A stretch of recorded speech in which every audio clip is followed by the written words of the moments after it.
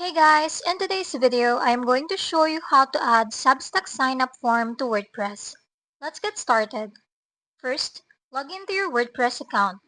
If you're new in WordPress, you can create an account. Just click on Create an Account on the upper right of the screen. Now, go to Plugins, type in WP Engine, click on WP Engine Smart Search, then install and activate it. Wait for it to activate.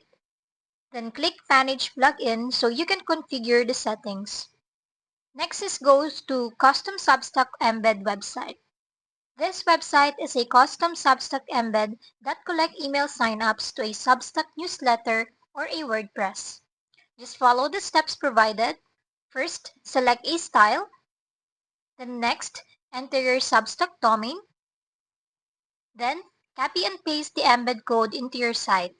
And it says here that it might take up to 24 hours before it will be reflected on your Substack, so you have to wait. Now you can unlock redirects after you pay $3.99 per month.